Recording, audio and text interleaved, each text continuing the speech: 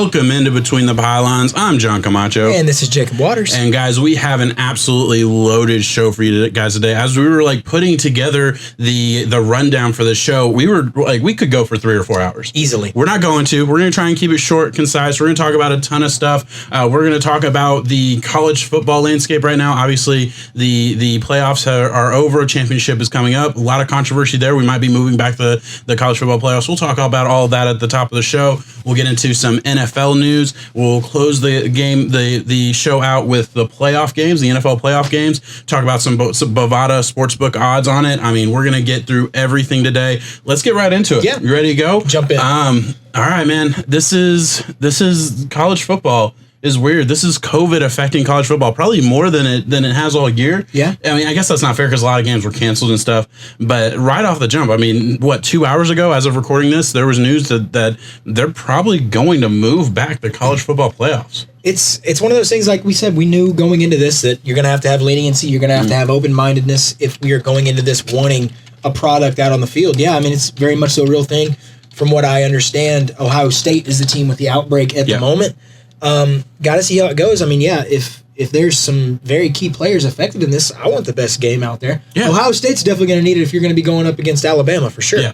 Yeah, no, I absolutely agree. You know, it is what it is. I'm actually glad because, I mean, at the end of the day, if you're a football fan, obviously if you're a fan of these two teams, you're ready to watch the game. But if you're just a football fan, we have plenty of football going on. We have NFL playoffs. You know, we have the NBA. We have a lot of stuff going on. Right now is almost too much sometimes. Yes. it's weird saying that because I love football so much, but it can be too much. Yeah, and you know, if it's pushed back a week, it's not the end of the world. I don't think for me. I'm excited. It actually gives us a chance to dive into it a little bit more later on in a future episode because we have a ton to talk about today. Exactly. Let's quickly talk about what happened with these 4 teams. Obviously, Clemson getting just trounced. Yes. I don't know what adjectives can you not use to describe that beatdown by Ohio State. And look, you kind of called it. I was on the bandwagon. I really didn't think Clemson could lose this game. I really thought, look, I bet a good sum of money, not crazy for me. It was good money, like $30 on Clemson winning and covering 7.5. And after the first quarter, I mean, I was never going to get close to that bet.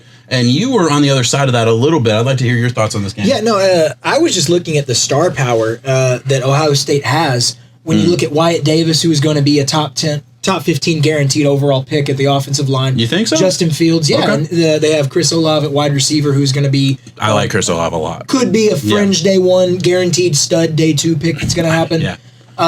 There's a ton of top Wade, wide receivers. You know, at cornerback. Yeah.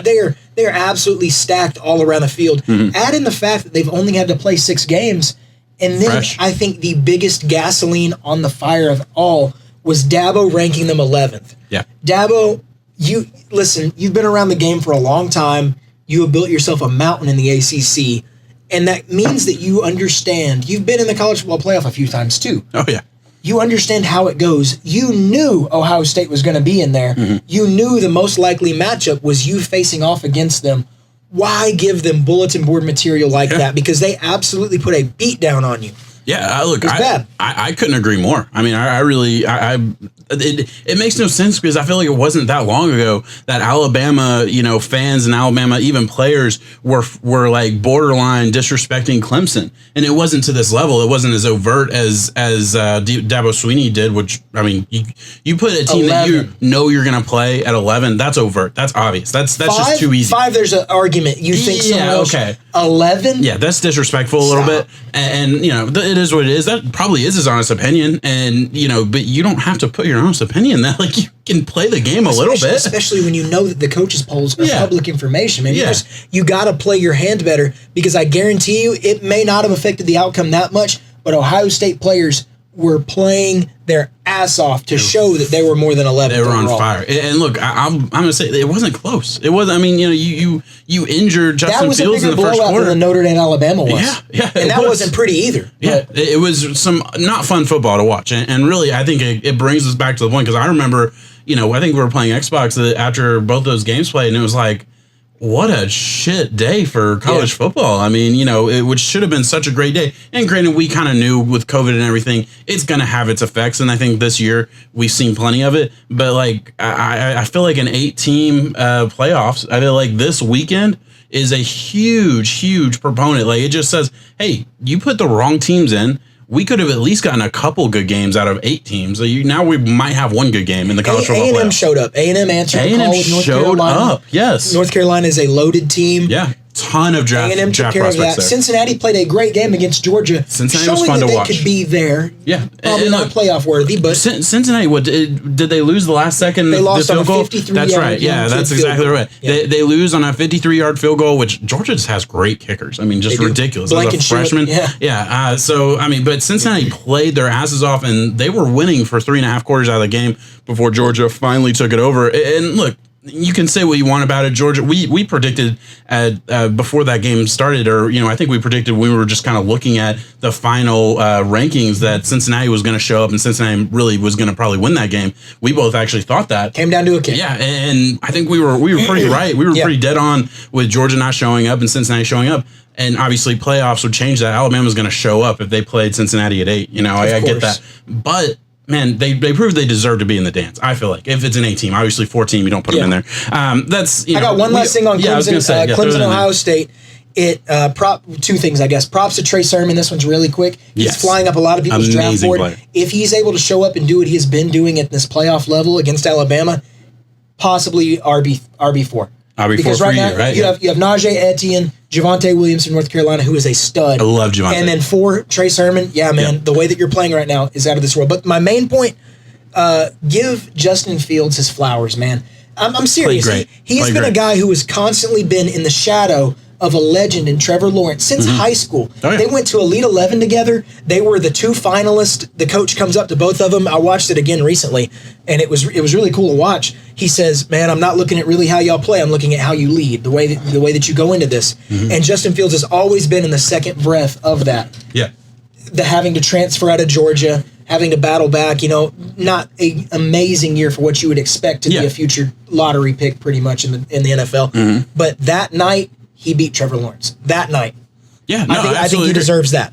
Yeah, I mean, he outplayed Trevor Lawrence. I mean, there's really no other way to say it. I couldn't agree more with you. Look, I've always kind of been hesitant about Fields, but I mean, I'm not going to disagree with you at all. You're absolutely right. Areas, but that night and all the other areas where Trevor Lawrence beat him a few years ago in the playoff, shut him down on that. Yeah. Beat him in the Elite 11. Beat him on being #1 recruit coming out of high school. Fields took one. It feels like this was the younger brother finally beating the bigger brother. Finally got him once. Yeah. I agree. It feels like the Eli Manning finally won one on Peyton. I hope it's a thing that goes into the NFL. Oh, of course. With both of them being good quarterbacks. Hope it's a great rivalry. Yes. I hope to see them both drafted in the top 5, and hopefully they're both really good for a long time. I don't want a Ryan Leaf Peyton Manning. No, of course not. I hope not. I hope not too. I don't know. Do you have anything to say about Alabama Notre Dame? No. I mean, I think we knew that was going to happen, right? Did anybody? It never really felt like Notre Dame got off the. It didn't really feel like they really showed up. Najee can jump. Grown ass men standing up. Just shout out for Heisman.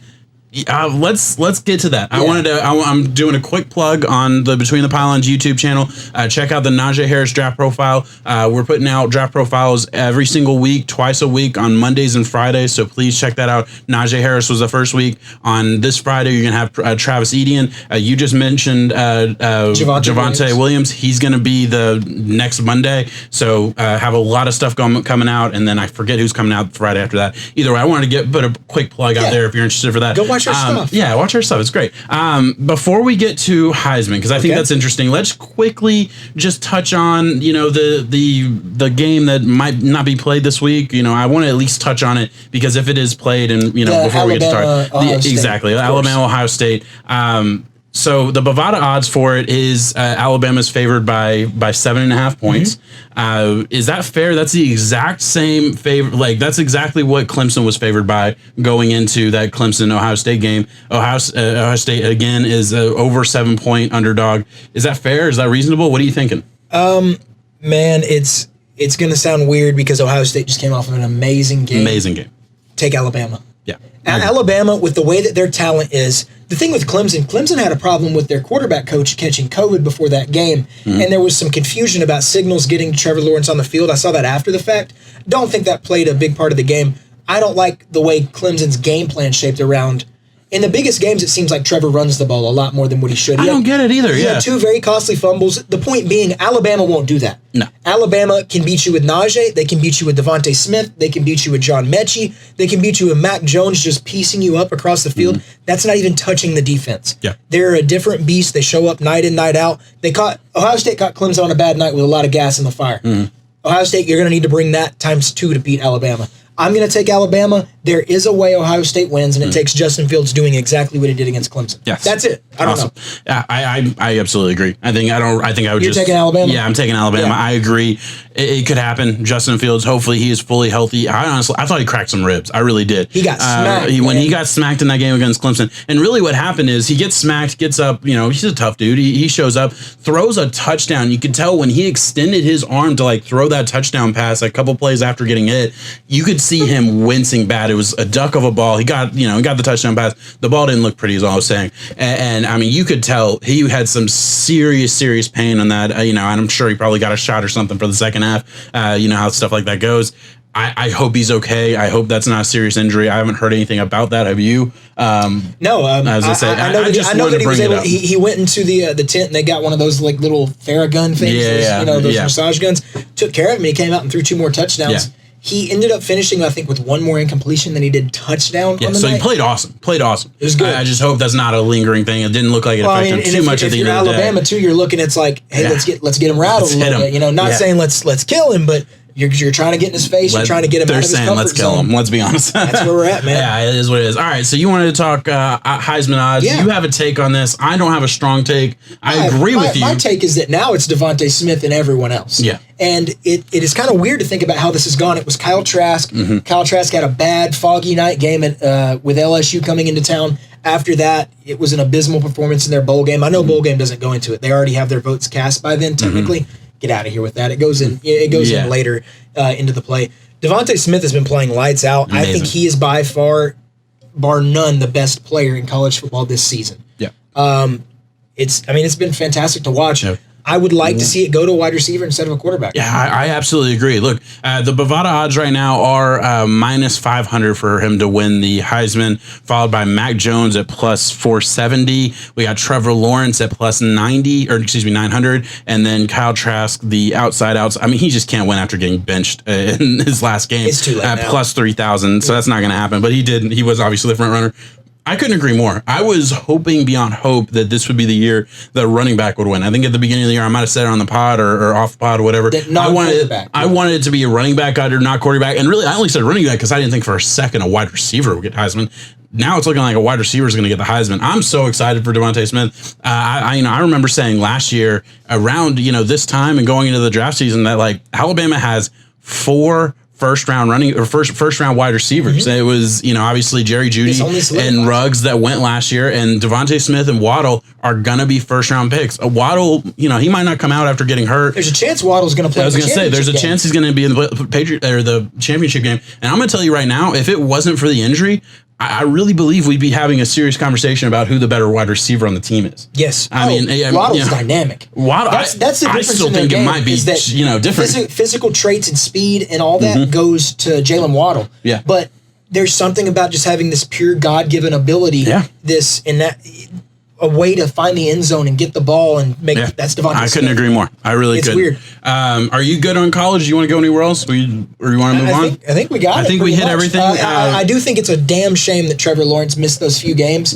because when you look overall at who the most dynamic and best player in college football is. The fact that Trevor Lawrence never won a Heisman is going to be weird, right? It's a Peyton Manning vibe. Yeah. And who's his idol? Peyton Manning. I hope he has a career just like Peyton Manning. Yeah, that would be awesome. Feel you. Yeah, we're we live in Tennessee. We have a lot of Titans fans that are friends.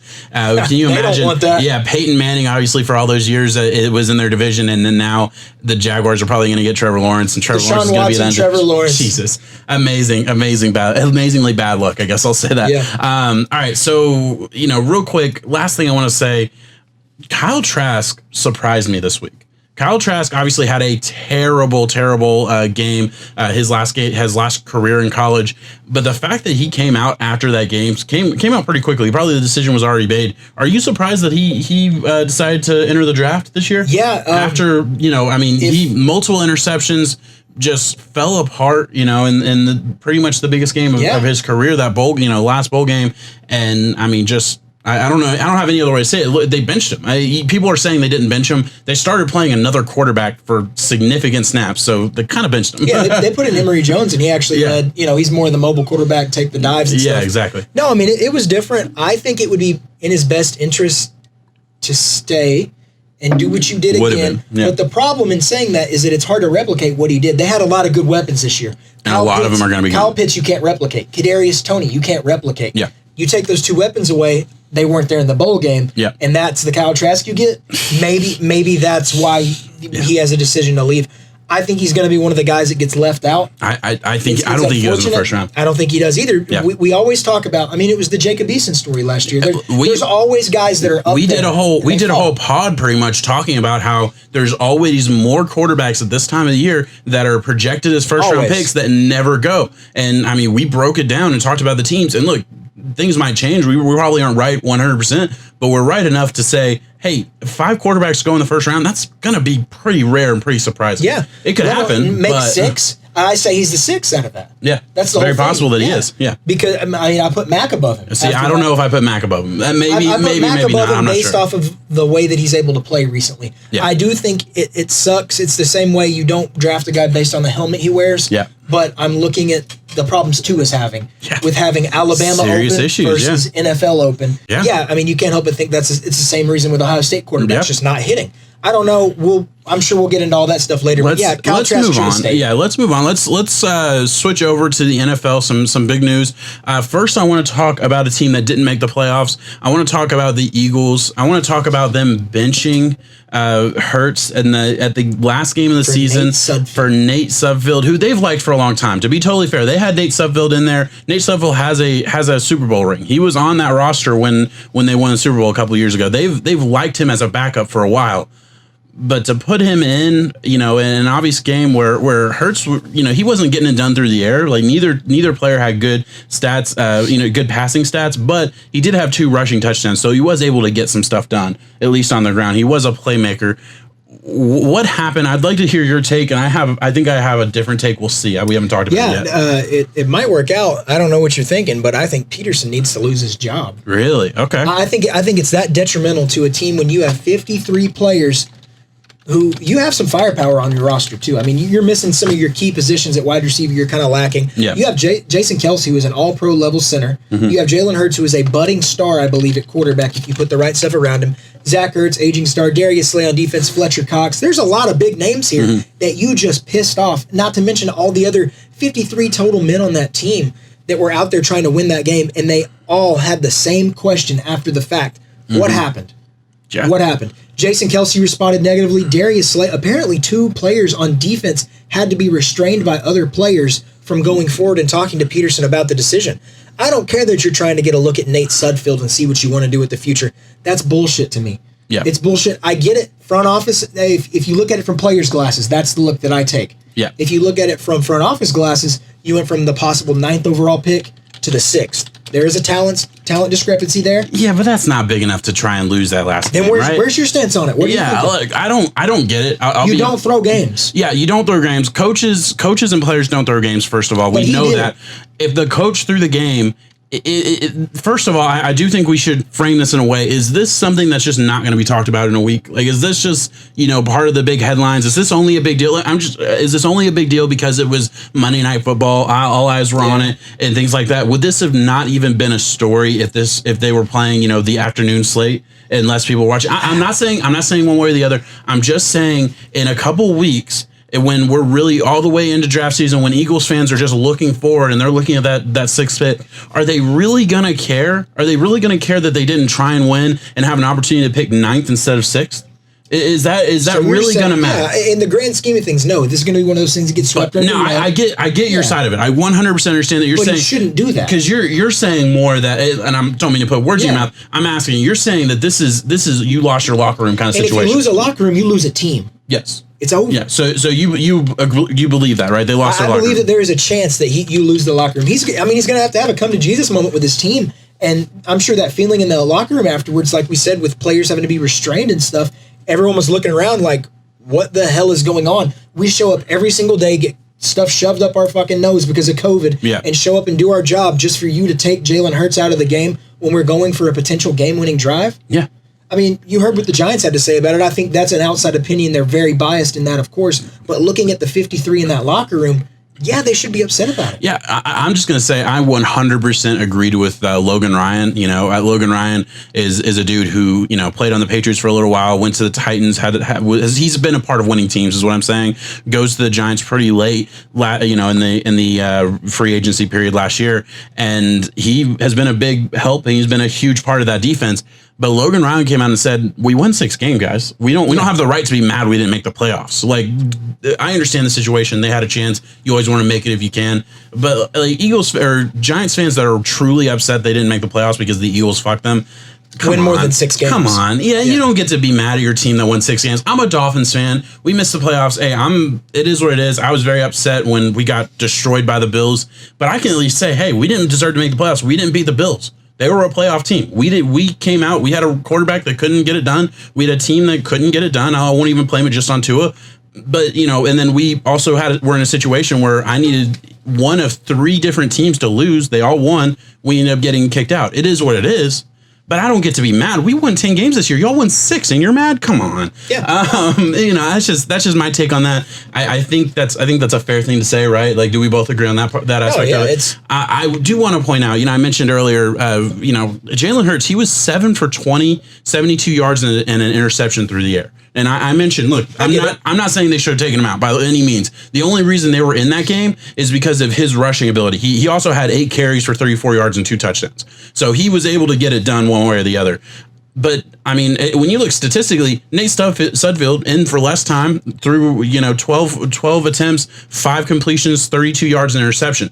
Neither had a good stat line. They didn't. You know, I understand if we, you know, you mentioned Jalen Hurts is the future of the Eagles. Do you believe that? Are you on that board? Yeah. So Carson Wentz, are we just done with Carson Wentz, or do we believe he's trash? What happens to Carson Wentz? I've seen so many different things. I saw him, Zach Ertz, and Jason Kelce sitting on the bench after the game, and they were just kind of talking to each other. And it's one of those things where you look at it like, I think every single one of these guys could be on their way out. Yeah. And it's, you know, it's kind of, what's it called? Dynasty. What would your Bovada odds be that Carson Wentz stays the quarterback of the Eagles? Because if he stays with the Eagles, there is going to be a controversy during the offseason. It wouldn't be the favorite. Does he stay with the Eagles, period? No, it wouldn't be the favorite. Really? Okay. I think Carson Wentz is more likely on the move. Well, I saw a report today that came out and said that he doesn't hope that a divorce is likely. I think he has to say that.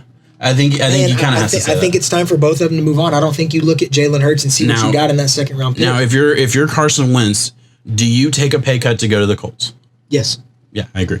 Do you take a pay cut to go to the Dolphins? If the Dolphins aren't, I'm not saying that would happen. I'm just saying I'm thinking of teams that might not be happy with their quarterback or are going to be looking for a quarterback. No, I get that. The Dolphins are my next team that I'm going to say. If I'm Carson Wentz, I'm looking as I've already made a lot of money, a really good contract. Him and Jared Goff were the first ones that really. Yeah, but I'm saying he's giving up that money from that contract. Is what I'm saying. Of course. Yeah. Of course. So I mean, he's made $20 million this year. He's still going to be making something going forward. Yeah, so it's not going to be bad. He'll be fine. I would take a lesser deal with a more put together, well-developed team to show off what I can do. If he can get to the Colts and play with Frank Reich, play behind that offensive line. Frank Reich obviously was the offensive coordinator when they won the Super Bowl. The Eagles won the Super Bowl. And when we saw MVP win. Exactly. That was the year he would have won the MVP if he doesn't tear his ACL diving into the end zone. I mean, it is what it is. He was on fire. He looked he was the best quarterback in the NFL that year. I will say, I think it is worth noting, you know, Peterson's had some tough years the past couple of years. I will give him enough leeway. I don't think this year was really his fault. He had a ton of injuries all over the field. Carson Wentz was making bad decisions consistently. Most turnover-worthy plays. Yeah. So I mean, he was not working with a ton. But I will say, we feel like we're a long way off from the Eagles that, you know, obviously went to the Super Bowl and won the Super Bowl against the Patriots with their backup quarterback. Was Frank Reich the engine that made that team go all those years ago? It really could have been. You know, Peterson right now, I didn't really put him on the hot seat. Like you said, with it being a COVID year, really hard to justify a firing in this year. Anyways, we've seen a lot of them, I know, so I guess everyone else didn't care for that memo. Well, you said he needed to go. I think after these decisions in this past game, it shows that you're not willing to look at your 53 overall. At least have an answer for it, man. I mean, other than you're trying to evaluate Nate Sudfeld for it itself. Yeah. Come on. If it's the truth, I agree with that. If it's the truth, you want to see what your second pick in the your second round pick in the draft, Jalen Hurts, can do in this late game scenario. That's what you want to do. Yeah. That's how you really evaluate your talent. You've had Nate Sudfeld. You know what he is or isn't. Yeah. You know he's not a starter. That he is a sturdy backup that you can go on when you really don't want to, but you will. Jalen Hurts is the guy that needs evaluation right now. Yeah. I mean, I don't know. Look, I get it. I 100% get it. It's crazy. It is crazy how everything's, gone for the Eagles. I almost feel bad for the fan base, although it just it does feel like, it's hard to feel bad for that fan base. They got their Super Bowl. Yeah, they did. And, I have a really close friend that's a huge Eagles fan, so I know he's also the nicest human being you'll ever meet too. So very, very not on brand for Eagles fans. But, he's obviously pretty upset. He wants to see Carson Wentz come back and come back to his old self. We'll see what happens. His mechanics were fucked up. It was a whole lot of bad. I would like to see him come back to his old self. I think he can. I really do. I think if he goes, we said the Colts obviously is the golden opportunity. Even if he gets a chance to maybe go to the Lions. But you're saying go back to the Eagles. It's no, I'm saying I would like him to move on from Peterson. I think it's over. I really do. I would like him to go somewhere. I'm not gonna lie. I'm a Dolphins fan. I would fucking love to see Carson Wentz in a Dolphins uniform. I would be happy about it. I really would. I would take, the Dolphins can handle the cap. I would take on the cap. I would draft Jamar Chase, and I would run it with Carson Wentz. I really would. I'm still not done with Tua looking outside in. Yes. There are things that you've seen, but I think he needs the coaching right now. Yeah, I absolutely agree. More than his confidence getting shot. Also, I absolutely agree. And also, I'm not saying take Carson Wentz, he's the starter. I'm saying take Carson Wentz, he's fighting for the starting job and the future. We have Fitzgerald or Fitzpatrick, and Fitzpatrick wants to stay and be the backup next year. I love Fitzpatrick. He's a great guy. I would like to see him be a part of the Dolphins. Bro. But at the same time, we know Fitzpatrick is not a consistent starter. He's not the future of the Dolphins. Carson Wentz could come in there and at least fight to be the future of the Dolphins. That's something that would put a fire under Tua's ass. And iron sharpens iron, like you said. Whoever ends up being the best quarterback, I'm happy. Let's move on from the Eagles. Let's talk the Browns. Guys, the most Browns thing of all Browndom happened this week. Right, and I was talking last week where I thought the most Browns thing that could happen would be for them to lose to Mason Rudolph in the last game and get kicked out of the playoffs after winning. I thought that was the most Browns thing. No, the most Browns thing is beating the Mason Rudolph led Steelers, winning by 2 points because they missed their 2-point conversion late in the game to really possibly win that game, and then have to play them again and lose your head coach into COVID. I feel like that is the most Browns thing of all Browndom to happen. I feel terrible for this fan base. I feel terrible for the team. I like a lot of the players on that team. Do you disagree? Where are you at with this? I disagree in saying that the most Browns thing, give them props, man. They made the playoffs for the first time since 2002 or something? Hey, that's awesome. They broke one of the longest streaks out there. So give them that. They did a really good job. Props given. But this is a team. Bad luck, yes. This is a team. Yeah, that's all I was saying. Bad luck. This is a team that can make the playoffs. This is a team that, honestly, they have all the pieces to go far in the playoffs. This is a run-first football team with a pretty good defense, great defensive end. They have all the pieces of what the Titans were last year. Right? The Titans were a surprise team to make it to the AFC Championship, and, they were a couple plays away from winning that. Not maybe more than a couple, but you know what I mean. The Browns are that team. They could be. I'm saying they have a great run team. They have a quarterback that can do enough. They have a defense that can do a lot. One of the best defensive players in the league. I think they're facing the easiest team in this wild card round. You think they are the Steelers? Overall, yes. Honestly, I really do. Look, it's not a bad spot to be in, but maybe the Colts, because you never know what version of the Colts is going to show up. But I don't want to play the Bills. But I don't want to play the Ravens or Titans. Considering they're in the wild card round, they're a wild card team. They were going to have to play a division winner. Yeah, that was the team you'd like to play. I get that. I don't think the Steelers are going to lose to the Browns twice in a row. I really just don't. I don't either. I don't either. It's just that's the team. Yeah. Pittsburgh. Man, it's just unfortunate, I guess. Pittsburgh's been struggling lately against some lesser opponents. I don't know what it is. Juju quit dancing finally, but we'll see where it goes. Yeah, no, I agree. Is there anything else to say about that you want to get into? Let's get in real quick, all right? And we're gonna go a little bit deeper into this next week. We're gonna talk quickly about the teams that obviously fired their head coach. The teams that are going to be looking for a head coach. Some of the big names. We're just gonna kind of go through it, give our thoughts on some of the big stories that we've heard so far, and we're not gonna do too much into it because next week we're going to dive into it more. Hopefully some hires have already happened by the time next week comes around. We can talk about more GMs and stuff like that. Right now we're just going to talk coaches, get into that. Sound good? Yeah. All right. So let's go through here. Teams that have lost their six coaches, of them. Six coaches, and then there's a couple that fired them pretty early on. Chargers, obviously. I'm just going to go through it. Chargers, Jaguars. We have the Texans obviously fired their head coach early on, week 4. Falcons fired their head coach early on. Jets, I mean, the least surprising fire. And then obviously the Lions. All right. Yeah. So it makes sense. I don't think there's any surprises there. I think the biggest surprise might be the Chargers. They went on a 4-game win streak to end the season. Me and you both felt strongly about this one. This was one I would have been mad if it didn't happen.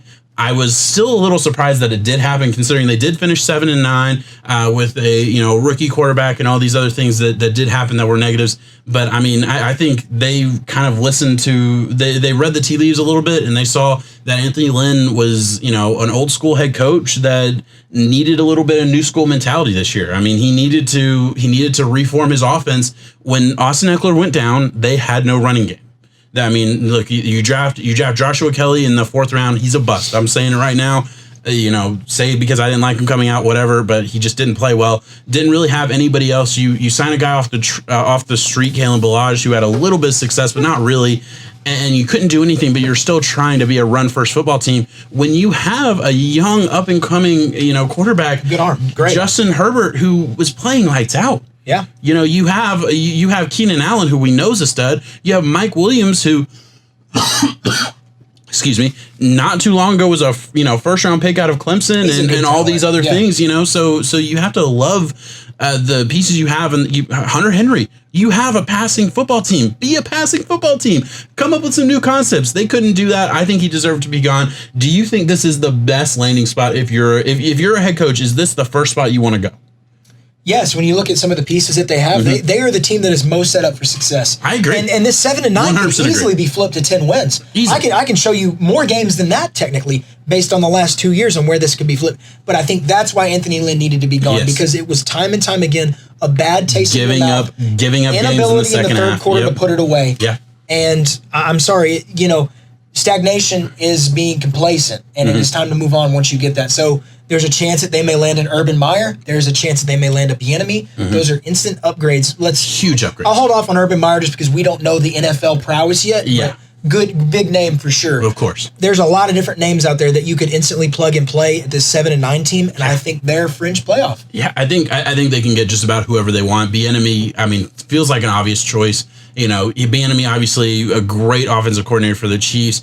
He could go to a Chargers team that has a quarterback with a big arm. I'm not saying he's Patrick Mahomes. I'm saying he's a quarterback with a big arm. Patrick Mahomes is a quarterback with a big arm. That's the only comparison I'm making there. Has a good defense around him. He could be the head coach that really, follows in the footsteps of a really good Andy Reid tree. Well, I think he would have a lot to give, considering they play the Chiefs twice a year. Yeah. And Bieniemy's been passed up a couple years, so it would be awesome to Andy Reid doesn't want him going there. No, playing him twice a year. Also, that's got to be another positive, right? You get Eric Bieniemy, who knows the Chiefs backwards and forwards, gets to play him twice a year. At least that's some competitive advantage. I feel like a little bit. So that makes a lot of sense. I would argue that the Jaguars are a highly sought after job with Trevor Lawrence. Almost certainly going there number one. Granted, I want that job when I know Trevor Lawrence is going to the draft. It's not official yet. We assume it. We think it. Trevor. What did I say? Yeah, he's going. Yeah. Did I not say Trevor Lawrence? No, you did. Okay, I didn't want you teetering around the fact that if he does or doesn't, he's going. It's not official. Okay. I'm just saying that Jaguars. I'm saying that Jaguars job could be argued to be the best job in the NFL right now. And there's one other team I'm going to talk about, but that job could be argued to be the best job. It immediately isn't if Trevor Lawrence doesn't go to the draft. You were correct. Which he doesn't have to. I'm just saying I would feel a lot more confident that he's going if he had just won the national championship. He just got blown out in the playoff round of the. I don't know if he played the Rose Bowl or the whatever it was. The playoffs. Either way, I'm not I'm not 100% sure. I'm 95% sure. I'm 98% sure. I mean, I guess I'm not 100% sure. You can't really dish out 100 percentiles all the time. So technically, no, I can't. You don't think there's any? Trevor Lawrence is coming out. Okay, look, that's fair. Yeah. I thought I was worth bringing up. The other team that I think is a top job is the Texans. You disagree with that? I do disagree. Deshaun, come on, man. Did you see the video of JJ Watt going up to Deshaun Watson just apologizing for a wasted year and saying we should be 10 wins, we should be 11 wins? They've wasted several years, and I think they're going to waste several more getting this team right. Look, this team has a long road to success. This is a team that was destroyed by Billy O'Brien. This is also a team that we know in Deshaun Watson. Like, do you believe in Deshaun Watson? Yes, I do. Because that's the crux of my argument. Deshaun Watson's a top 5 quarterback in the NFL. Yes. Don't care about the record of the Texans. He's a top 5 quarterback. Get him an offensive line. So it's halfway there. Help him out a little bit. Rebuild that defense. This team is going to be really fucking good in a couple of years. In 3 years. Yeah. Like, I get it, a 3-year rebuild. I understand that, but that's what you're afforded. If you're a head coach, you're afforded that. I get it. It's nice to know you have a Deshaun Watson. I would rather step into the Chargers or the Jags any day. Really? Than Texans. You are in financial hell right now. You have aging superstars. Yes, I love the fire that JJ Watt brings to the table, but at the end of the day, his contract is too much of a crippling mindset to get around and rebuild that defense. But you also have an amazing out. You have an amazing Deshaun. You have Deshaun Watson and you have an out. Anything that happens in 2021 is not your fault. Anything that shit, you can blame losing in 2021. If they lose 10 games in 2021, you can blame it on the fact that they traded DeAndre Hopkins to the Cardinals. Like that's your out. You have a beautiful out. But why would you not want that? But if we're going into the job as labeling as a shit job with outs, it's not a shit job. It's an amazing job. You have Deshaun Watson because look, all three of these teams. I think we both agree. Chargers are the best job because you can go in and win 10 games next year. Exactly. They're already built for success. Success built. None of the other jobs are 100% set up. The Jaguars aren't 100% set up. The Texans are more set up than the Jags in that regard of immediate success because you already have a hit at quarterback. Exactly. If you go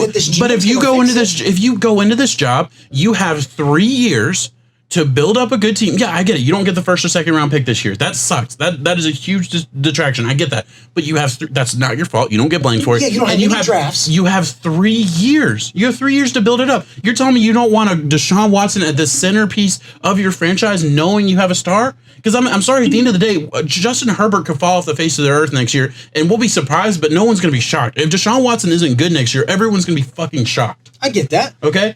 Trevor Lawrence is a good quarterback. Trevor Lawrence is as sure thing as there's ever been at a quarterback position, but he's still a quarterback that's never played a snap in the NFL. But at the end of the day, my argument is that this team was a 4-12 football team with this God-sent top 5 quarterback. Next year, you're on autopilot. You don't have the draft to rebuild. You are in financial hell again. You have so many veterans. So next year's autopilot. So in a 3-year rebuild, you don't even get your first year. Next year is the opportunity to do exactly what Flores did with the Dolphins. Was a 4-12? Okay, no, I'm not talking. Okay, fuck the record. Fuck next year's record. I'm saying next year is the opportunity to do exactly what Flores did with the Dolphins last year. Flores had picks and capital. Okay, no, I'm saying in the locker room, build a winning mindset.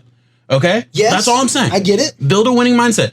You have a full year where, yes, you're worried about winning, you're worried about game plan and all that, but you're not crippled by the fact of, are you going to win next week or aren't you? You have a full year to say, hey, we're not going to be good this year. We didn't have any picks. The last guy fucked everything up. I'm coming in here. I'm changing the mindset. I'm changing the atmosphere. Yeah. You know what I'm trying to say? Why is that not a value? That has to be added into the equation. I think you can plug that same mentality into this little game that we're doing with every single team, though. Okay. If you have the GM who's going to step in and do all the right moves, yes, but for sure. Every other team has multiple first round picks. Every other team has the money. Every other team has the picks. Exactly.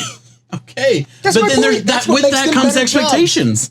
That's what makes him better. Okay, I get that side of it. Deshaun Watson is a stud. Deshaun Watson is worth enough to say that. Deshaun is a steal. Okay. But right. They got to make the picks. All right, so you're saying Jags and Chargers are the better job. Is the Falcons a better job? No. Okay. Are the Jets a better job? Not right now. Are the Lions a better job? Hell no. Okay, so we're arguing about a one. I put them as the second best job. You put them as the third best job. You argued they could be first. Yeah, you're right. I think it's close. I don't. I think it's more. Okay, fair enough. Yeah. All right, we're good. Don't you try to twist me around. You're valuing Deshaun Watson. Evaluate him off of this year being a 4-win year. Play superhero ball all you want, man. You played 4 games. Listen, but it wasn't his fault, and you know that. Doesn't matter. W's and L's. I'm sorry. Okay, I get it. All right, let's W's and L's, bro.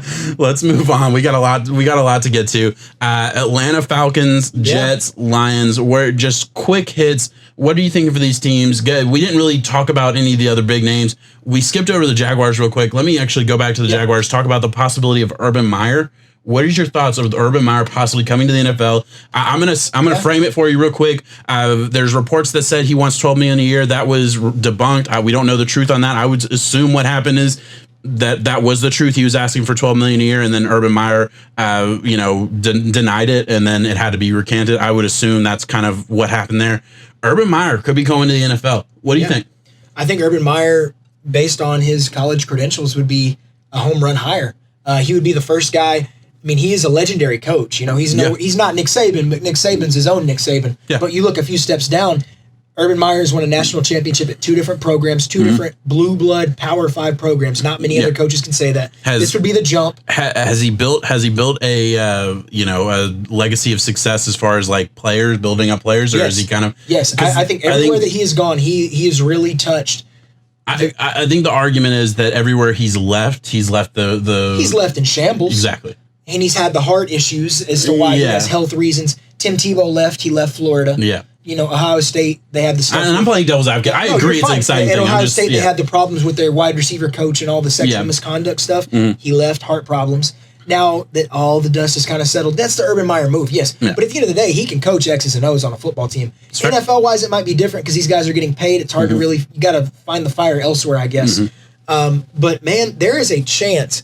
It is not, and I just argued 100% that Trevor Lawrence comes out. It is not 100% that Trevor goes number 1. Really? If Urban Meyer takes that job, you think there's a chance he goes Fields? I think there is a 2% chance. Okay, fair enough. Okay, I was going to say, I'll give you that. I think there is a 2% chance. It's worth mentioning. If this, you have your legacy on the line as Urban Meyer. Yeah. You have all the accolades you could want in college football out there. You were second to Nick Saban and Bob Stoops when it comes to overall success. I mean, it's bar none. You want your quarterback. You want the guy that you evaluated yourself. You want the guy that you convinced from Georgia to come over and play and win you a championship. Yeah. That's what you want. Sure, Urban left and all that good stuff, but he has the ties. Well, what are the Bovada odds that he does come to the NFL? Like, what is the realistic chance? Is this just shit that we hear every year? Like, I mean, I feel like there's always a college head coach that somebody's saying, "Oh, he could always come." Dabo, Dabo. It was it was the Oklahoma dude for a couple years there. Lincoln Riley, exactly. So is that what this is, or is this real? Well, with the Texas job in college being taken by Steve Sarkisian, I thought that was a job that Urban may take because he was looking at real estate in Texas. That's just me doing my connecting the dots. Of course, yeah. I think there's a good chance. I think it's definitely the favorite for him to go pro right now. Yeah. I think with hearing the Chargers attached to his name too, so it's not just Jacksonville. We're not hearing just one job. He is definitely fielding offers from different teams. He's considering throwing out numbers, man. I mean, who knows if the $12 million thing was just to get the Chargers being like, wait, we'll do that. Yeah. Like what to get you $12 million for that name? That. Hey, and the Chargers, the Chargers are in a situation where they need butts and seats. I mean, they're competing in LA with the Rams. Big name is kind of part of what they're looking for in a head coach, they're right? Very much second fiddle. Yeah, exactly. Right so I think that's definitely worth mentioning. Yeah, I would say that it's the favorite though. I like Urban a lot. All right, so with that, I wanted to get the Urban Meyer conversation out of the way. Now let's talk Falcons, Jets, Lions. What do you like about the real quick? Rank them for me. I'm gonna go Falcons, Lions, Jets. And you can have any GM mentality you want going into that. Why are the Falcons your top? Falcons are my top because I still have Matt Ryan. I still have an amazing offense. So you're not moving on. I'm not moving on from Matt Ryan. I believe Matt Ryan can still be a field general. Look, he was always a pocket passer. He can still be a pocket passer. Plenty of weapons. If I'm the GM, I get a coach that I believe in. I don't know who it is. I would love an Eric Bieniemy, although it doesn't really obviously fit what the Chargers or what the Chiefs have done. But I could see a name like that. I would love a Arthur Blank from the Titans. That would be a good, or not Arthur Blank. Arthur Smith from the Arthur Titans Blank's their owner. Is their owner. Yeah, I could mix that up. I would also love Dayball from the Bills. Their OC. I think all of those names are interesting names that you really have to consider. I think Sleeth is going to go somewhere. The 49ers defensive coordinator. I stuck with his last name. Sleeth. I don't know. Yeah, something like that. Sly. I don't know what it is. He's going to be a head coach somewhere. I'm thinking Lions because he has ties to Detroit. So we'll get there. Get a good head coach in there. Get a running game. I think the Falcons are one of those bad teams. Like if they took Najee Harris with their first pick in the second round, I think it would change their offense. Would be amazing. Or Travis Etienne, whoever's there. Very few times running backs should go in the first, but when you have an offense that's already there. I'm not saying 4 overall, by the way. I'm saying that their first pick in the second round, there's a day 30 two exactly. buzz to that. Yeah. And hey, that's a really, really good running back. You get a day 2 running back at the beginning of the second round. That can change your offense. Exactly. So I think I would want something like that. You got to help out Matt Ryan. And I'm sorry, but Todd Gurley wasn't the answer. Do that, and then the rest of your picks just need to go defense. You need to help out your defense. They're not that far away. They're really not. There's a reason every single year the Falcons, or at least for the past 3 years, it seems like every single year it's been like, man, the Falcons could do it this year. The Falcons could be good. They look great on paper. Yeah. That's always been the conversation. Injuries, bad play in general has held them out. I think we both agreed that the head coach needed to go. He went pretty early. I really hope they don't hire the interim. I really like their interim head coach. I think he deserves to be a head coach sometime. Maybe not yet. Not right now. Not right now. Because Morris is his name. You still have the window kind of open. Yeah, exactly. That's why I rank them the exact same way. I go Falcons just because I'm not ready to bust up this roster yet. Yeah. I think Matt Ryan is a serviceable quarterback, can do all the good stuff, do some defensive picks, and see what you can do with the team. Yeah, I absolutely agree. And, I actually think Jets Lions are kind of 1-2 for me. I think you could kind of go either way. Look, Jets were terrible this year. But I think you get a serviceable head coach. You have some pieces. You have some options too. You don't have to take a quarterback a second overall. Sam Darnold still, you have to evaluate Sam Darnold to decide what you want to do with him. Yeah. But I'm not convinced he's terrible. I'm convinced that he's not a superstar in the NFL, but I'm not convinced he's terrible. Okay. I'm not convinced he can't be a starter in the NFL. You have Quentin Williams, who really came on at the end of the year this year. Quentin Williams has been awesome the past couple of years. He literally, the week that we said that he was missing, turned it up. Showed up. Mekhi Becton has been an awesome. He might have been the best tackle in the draft. I mean, really, he's been amazing. Look, Jamal Adams. You trade Jamal Adams, you get a first round pick. But Marcus May, their second round pick in the same draft that they took Jamal Adams, he's a safety, and he's been awesome this year in the back end. The Jets won and Jamal Adams. Let's not forget, you still have the linebacker coming back from the. I was going to say I lost the name, but from the Ravens. You have him coming back from the opt outs. You need pieces. I'm not saying they're good. You need wide receiver, but you have at least pieces. They're not completely devoid of talent. Yeah. Most teams aren't, but I feel like they definitely have. They have a structure where you could build off of, is I guess what I'm saying. And $70 million to help get you and there. $70 million is a big number. You can spend some money. The Jets organization is willing to spend some money. All of those things feel like good jobs. Not the best job, but there are arguments I can make to take that job for sure. Lions Jets is better than the Lions. Okay, so you think so? I think the Lions are interesting because Lions are still in that same situation. I believe I want Matt Stafford to go because I want Matt Stafford to win somewhere. I really do. I do too. I would love to see the Matt Stafford on the Colts. Colts are going to either get Matt Stafford or Wentz. I really believe that. I want Stafford. Yeah, I think Stafford would probably be. God, he is an unsung hero. He's an amazing quarterback that gets no credit. Yes. So yeah, I would love to see that. Look. I think I agree with you actually. Now that I'm kind of thinking about the team. It's just that the Jets have the future to look ahead to. Mm-hmm. I don't think the Lions have really hit that part to where. Where's their blue chip players outside of Matthew Stafford? Yeah, that's what I'm saying. Like, I still think that they haven't hit the floor yet. They haven't rested. Jets have already been there. They've already down. They got the cap. They got rid of the stars. They did all that stuff. Lions still have to do that. Yeah, I don't know what they're gonna do. Yeah, there's not a lot of cap space. I don't know exactly what it is. Horrible this year. Akuda, yeah. I'm sorry, injured. I know he was injured. He's injured at the end of the year. He played better at the. Okay, it wasn't great. I'm not going to defend him too much. I agree. Jeff Akuda did not deserve to be drafted where he was last year. I'll put it that way. And by the way, over here between the pylons was consistently saying that Brown was the best defensive player in the draft. You and I both were said that Derrick Brown was the best defensive player in the draft. And guess what? After year one, Derrick Brown was the best defensive player in the top 10 that went in the top 10 of the guys that were like. Yeah, well, Chase Young is a polarizing force, but he missed a few games. I forgot Chase Young. We were saying second, give it to Chase. Chase Young. Derrick Brown had more quarterback pressures though. Technically, and all of you haters said you don't draft an interior D lineman because he doesn't pressure the quarterback. Fuck you, he had 35 of them. I love it. Yeah, I completely whiffed on Chase Young. Chase Young's obviously number one. The argument was for the second best defensive player in the draft. Of course. Either way, so we hit that. Yeah, it was not Akuda for sure. All right, we hit that. Are we good on there? I don't think there's anything else. No, because we can't talk about it until they start hiring. Any other coaches' names that you want to mention that you think deserve to be mentioned? I feel like we hit most of them. You nailed it with Arthur Smith. Yeah. I think he's the one that I heard that all six are at least inquiring about him. Yeah. I hope you don't do what Stefanski did to my Vikings, Arthur Smith. Mm-hmm. You have a very big playoff game coming up. do your team the justice. Yeah. Do your team. I hate that. I always hate when a coach in college, when a coach leaves before their team's bowl game, Yes. when they get a better job. I hate that. I hate to see, key pieces of teams. I want to see you finish your book. Finish your year. Close the book and then move on. I think your player, if I was a player, I'd respect that almost. Yeah. It wouldn't bother me a bit if you were not allowed to if you weren't even allowed to talk to teams or talk to coaches or anything until the team is completely done. Yeah. Like until their offseason is officially started. It wouldn't bother me a bit. But that's a whole other thing. Let's move on. We're about minute 50 here. Playoff picks. We're going to go over an hour. That's okay. Let's get through. We're going to talk about some Bovada odds here and who we think are going to win the first round of the playoffs, the extended playoffs. This is where we get the extra 2 games this week. All that fight for that 7th seed. 3 Saturday, 3 Sunday, right? 3 Saturday, 3 Sunday. I'm trying to pull it up right now, getting to Bovada here. And all right, so first game I want to talk about is the Colts have to go to Buffalo to play the Bills. Buffalo is going to have fans for the first time all year.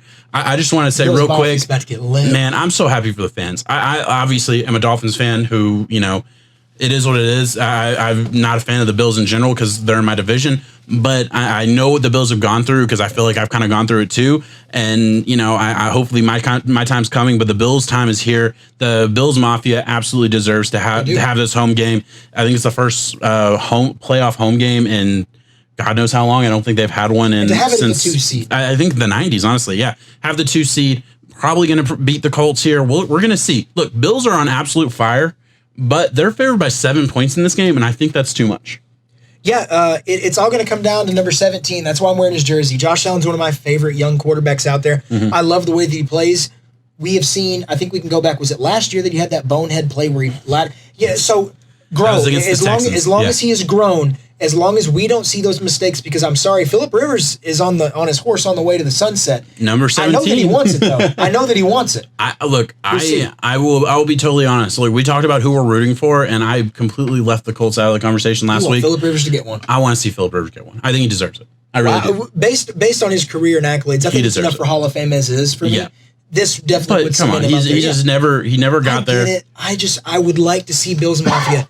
Too many tables. I get it. Too many tables. I get why you like the Bills. I do. Josh Allen. Look, Josh Allen has been our favorite quarterback for a while now on this pod. We were both big fans of him coming out. He's been playing great. He's gotten better. Josh Allen is the poster child of, hey, accuracy can get fixed. Honestly, Patrick Mahomes is another poster child of accuracy can get fixed. Stop telling me you can't fix accuracy after getting in the NFL, because you can. I mean, they both have shown that. So how do the Colts win this game, though? Is it through Josh Allen's inconsistency? I mean, look, you want to hope that they make a mistake, obviously, always. But I think the Colts offense, Jonathan Taylor, a heavy dose of Jonathan Taylor, consistent Rivers that doesn't make any mistakes, and a Colts defense that is bend but don't break. Force the Bills to kick field goals. Yeah.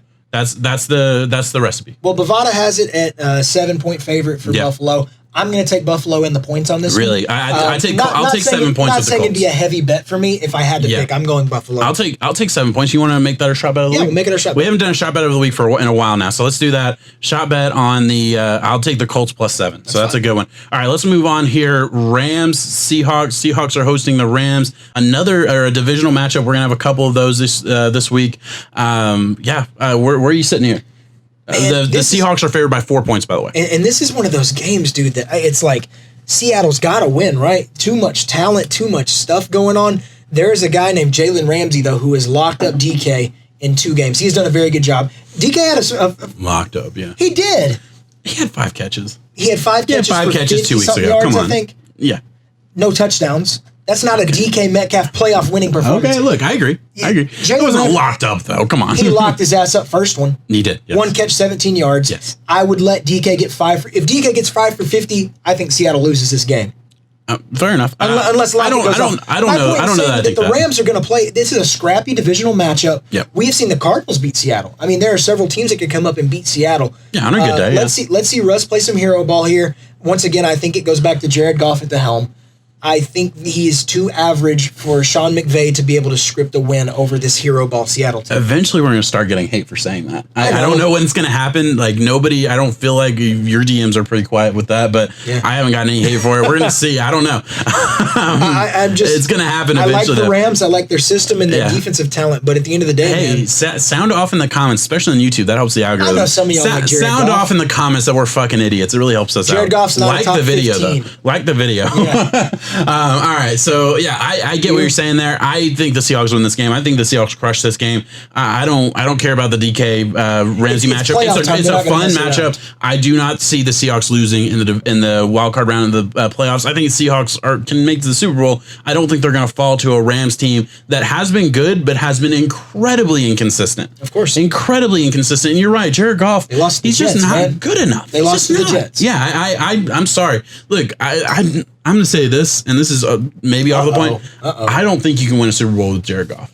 You can win a Super Bowl. I don't know. We'll see. Bovada has Seattle, 4-point favorite. Final lock-in. I'm taking Seattle for sure. I'm taking Seattle as well. All right, let's move on. Buccaneers have to go to My Washington. favorite matchup of the week. Your favorite matchup of the week. The Bucs are favored by 8.5 points, and I'm just going to say it right now. Washington's going to win this game. I'm just kidding. I'm just kidding. Look, that was your hot take. I wanted to steal it from you. Oh, no, that's not my hot take. I don't think they're going to win. You said it. Okay, I'll let you say it. You were talking about before we opened. Okay, then screw it. If I have to be that guy, if I have to be the guy that's going to get roasted in the comments this week, whatever, I'll do it.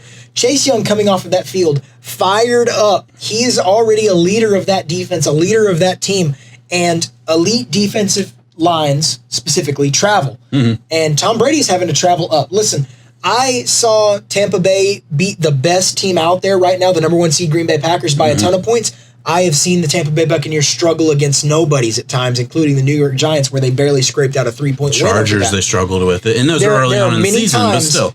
Where you have playoff football, Tom Brady and Bruce Arians should be able to flip the switch and turn it on. But if you have a late 1-week mess up, listen, Washington's offense isn't enough to get this done. I don't think at the end of the day. I agree. Yeah. And that's going to be the difference maker here. But, man, there is a chance that they can get in Tom Brady's face and disrupt him. Yeah, look, I'll say this. What about a halftime close score? Halftime close score? Yeah, I agree. I was going to say this. The Tampa Bay Bucs are favored by 8.5 on Bovada. I am not taking the Bucs to cover. I'm not. I'm taking Washington to cover 8.5. I really believe that. I will say this, and this is a stretch. This is like I'm kind of pushing it a little bit on this take. But I think pull the trigger. I think there's some similarities to this Washington football team as there is to the Giants team that beat the Patriots in the Super Bowl in 2007. And I'm just saying that combination of beating Tom Brady, you have an elite defensive end, and I will already say that's what he is. That's what Chase Young is. He's an elite defensive end. Jonathan Allen, a great defensive line in general, right? You have an elite defensive line. You have some weaknesses. Obviously, they're not a great team, but you have an elite defensive line. You have, hopefully, assuming that Alex Smith can play, you have a quarterback that won't make mistakes. And you have one elite piece on offense, maybe two if you count Antonio Gibson, but you definitely have Scary Terry. And whatever you say, Scary Terry can hit a big one. All right, and look, everything has to go perfect for Washington to win this game. I understand. It does. It really does. We're more or less just framing a conversation of this could be the upset, and I'm not going to sit here and say there's no way. No, look, that's what I'm saying. Tampa Bay can win by 25 points. Oh, I think easily. Everyone's going to be betting Tampa. Yeah. I don't think anyone out there, podcast-wise, is talking about the Washington football team. Yeah. So why not us? And this is how we frame our argument behind it. And it's an elite defensive line. Yeah. We can show you the games where you have seen good Tampa. Yeah. You have seen bad Tampa. Listen, bad Tampa doesn't need to travel to Washington. Yes, it's unfortunate, but they're the ones who have to travel to this game. They better bring their A game. Also, hot take, and people are probably just going to disagree with this. I think Rivera is a better coach than Bruce Arians. Yeah. Props to Ron Rivera for all that he has had to battle through this year. It has been astounding. Yeah, I'm a huge fan of Rivera. I understand. Look, things went south with him for Carolina. I get that. We're talking about a 7-win Washington team, though. Yeah, that was not supposed to win more than 3. That was supposed to be a top 5 pick. Exactly. Yeah. So they have gone in the right direction. They have, I feel like, made every right decision, in my opinion. We'll see what happens. I saw something that was talking about how Arians was saying that he almost took Antonio Gibson in the second round. And I love it when coaches come out after the fact and say, man, I almost took him 2 rounds earlier. And now you're going to play him. It's like, I just think stuff like that's kind of silly. But it's fun to talk about. It's fun to think about. We'll move move on. Just for anybody who didn't catch our very serious, hey, that was just an argument for Washington. We still both are taking Tampa. We're taking Tampa. Are you taking Tampa to cover or to cover 9 points? I'm going to take Tampa to cover because I still have a belief that this is Tom's year to do it. Like, at the end of the day, don't get me wrong. You can go back and watch all the other pods. I still believe in the GOAT. Yeah. What he's been able to do defy age right now. But my point being is that they need to flip the switch now. Don't wait till next week. I said it. I said it at the beginning of the offseason when Tom really just first got there, that my issue with Tom is not his age or anything like that. It's the past couple of years he has fallen off in the playoffs. And I feel like the Patriots hit it very well the year that they beat the Rams. Yeah. And I think it was very exposed the year they played the Titans. Exactly. I feel like that was obvious. Look, he hasn't really fallen off the way he did, I feel like, in week 17 last year. So we'll see. He has a much better team. We got to remember Evans is not going to be there. So they're missing Evans, who played in a meaningless game, got hurt. That sucked. Let's move on. Ravens, Titans. I think this is going to be the best game of the week. I'm so excited for this football game. Titans are obviously hosting the Baltimore Ravens.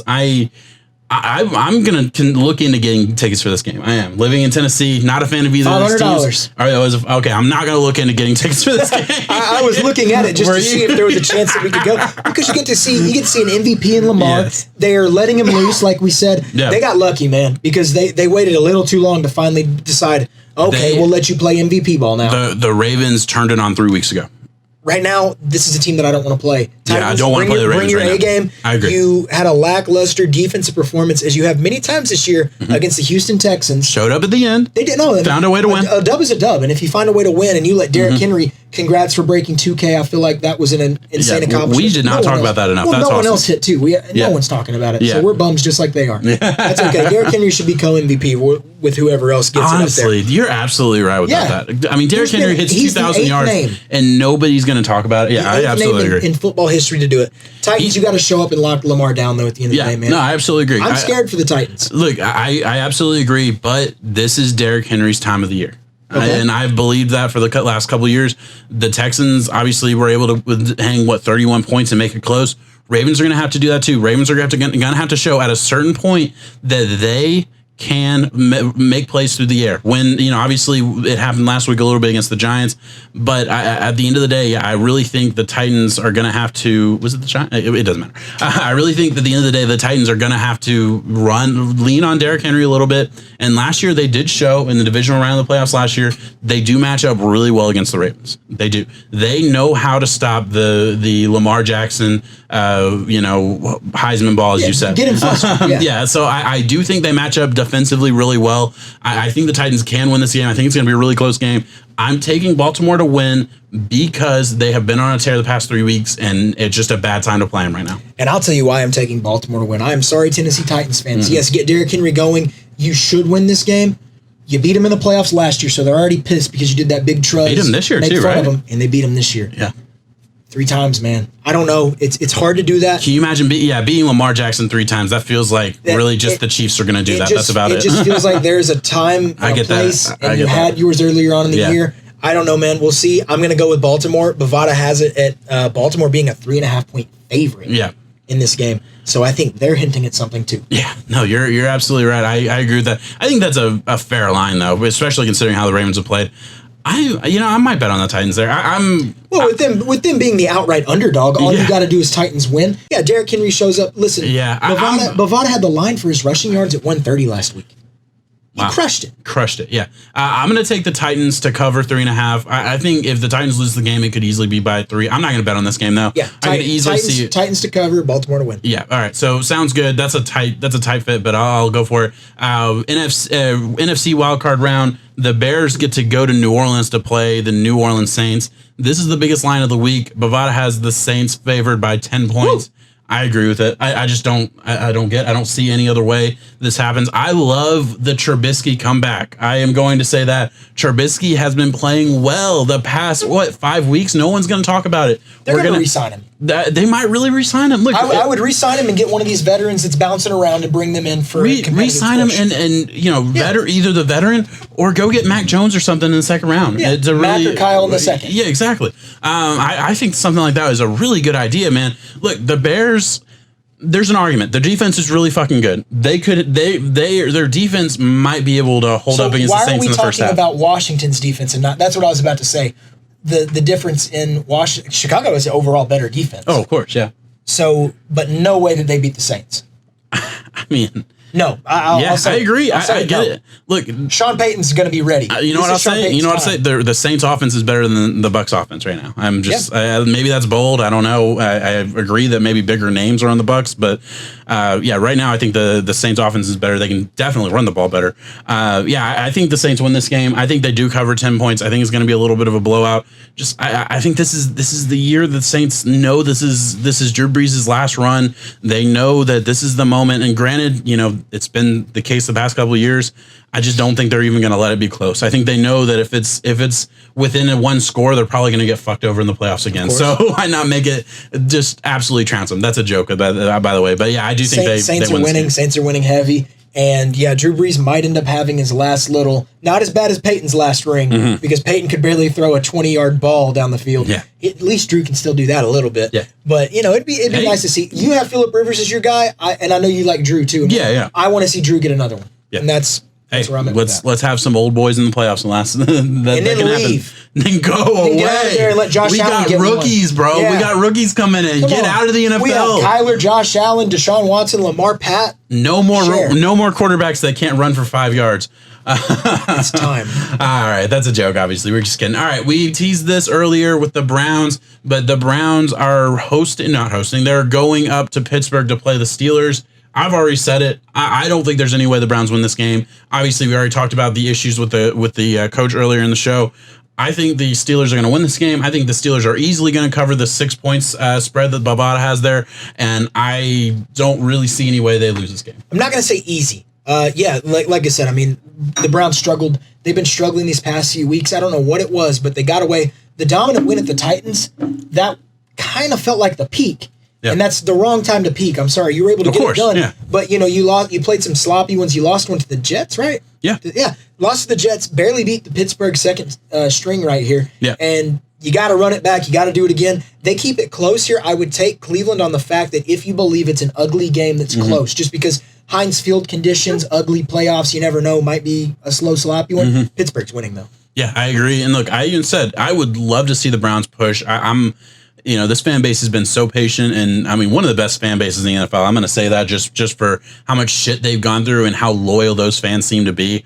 I know several Browns fans in real life. Yeah, it's crazy. I know one Chargers fan. I don't know any Lions. I mean, I know one Lions fan, but you think about other teams. I don't know any Cincinnati fans, like stuff like that. Granted, that's just that's a small sample size for us, but I think that's totally fair. Yeah, I feel like we already kind of touched on this game. I already said how the Browns could probably they have the infrastructure of a football team that can, run first, play smart, all those things. But at the end of the day, the Steelers passing attack, So you don't want to see Big Ben get another one, though? You're good? No, he's good. His? Yeah, he's good. I just for me, I mean, do you want to see the Steelers get another ring? No, I mean, come on. I'll go label it for me the guys that you want to see it most based off of old head veteran style. And it's got to lead with Aaron Rodgers. Yeah, I want to see Rodgers. If any one of these names, Rodgers, Russell, Breeze, and Rivers. Yeah, those would be my three. Brady. I know Brady's good. Yeah, I know you want Brady. He got 6 fucking rings. What we need? He needs 7. 7's a damn good number. He needs 7. Like, come on. 7's a good number. 6, at least it's even on both sides. 7, it's gonna one of his hands is gonna be too heavy for the other. It's just not right. Like, I don't care. And it's like the Bucs already have a Super Bowl win. I mean, so it's not like the Bucs. So I granted maybe that's not the best argument. The Packers have plenty too. But Rodgers, because I think Rodgers deserves 2. He is that good. He absolutely deserves multiple Super Bowl wins. That should be his legacy. Rivers deserves 1 in my opinion. Drew Brees deserves 2 in my opinion. Russell Wilson deserves 2 in my opinion. Yeah. I mean, all those guys. I'll label it with Brees, Rodgers, and Russ. I think those guys alone, Rivers does deserve 1 for sure. But if he doesn't get it, they are so far ahead. Russell Wilson, Aaron Rodgers, and Drew Brees. If Aaron Rodgers wins it, I think solidifies him as top 5. Rodgers came in and he had an MVP season and all these other things. I mean, yeah, I absolutely agree with you. I get the argument that Rivers doesn't need it because he's already past his prime a little bit, but you can say about Drew Brees too. So I mean, I don't feel like that's. You can say that about several guys. Yeah, exactly. Do you think Lamar deserves 1?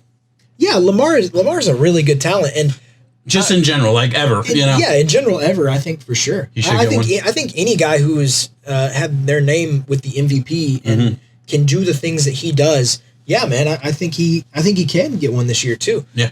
What's your favorite Cinderella story? Titans always. Titans. I was about to say, don't go fucking crack cocaine and say Washington. No, I'm a closet Titans fan. I mean, obviously we live in Tennessee. I'm a Vikings fan, so I can have my AFC team. Yeah, exactly. So it's like, my Dolphins aren't in there, so that would obviously be the number one Cinderella story. But with the Titans, look, can it wait till next year though? No, I mean, there's COVID. Listen, for us being in the state of Tennessee, yes, I want us. That's a good point. Really celebrate when the Titans win this. Just the pinnacle of sports. Listen, I want to go fucking nuts. We're going off topic a little bit, but for those of you who haven't been to Nashville when the draft was going on, that was ridiculously amazing. Bro, we party. We party in Nashville, bro. When the Preds were good a couple years ago, when the Preds made it to the shoulder to shoulder through 6 streets. I didn't even get to finish my sentence, but yeah, when the Preds made it to the Stanley Cup the first year, because no one really cared about the Preds. Like, we liked the Preds because we were sports fans, but no one really gave a shit. But when the Preds made it to the Stanley Cups, I mean, like you said, shoulder to shoulder, it was a fucking party for 7 days straight. We ended up losing. I think it was even a party the round before. And then the next year, it was like every single playoff game, everybody wanted that same energy, and it kind of got there too. Now they're not very good anymore. But beers out of Catfish. Dude, it was awesome. Taylor Lewan literally did that. Taylor Lewan, yeah, so it's a good time. I absolutely agree. Let's let the Titans win a Super Bowl when we can fucking party in downtown. I absolutely agree with that. Are you good? I'm good. Hey, hour and 10. We did it, bro. We did it. We had a good pod. Those of you who hang on, thank you. Thank you so much for watching, guys. Thank you so much to the Underdog Network for having us on. We really appreciate you guys pushing us and supporting us. Thank you so much, guys. Check us out next week. Like and subscribe to the YouTube channel.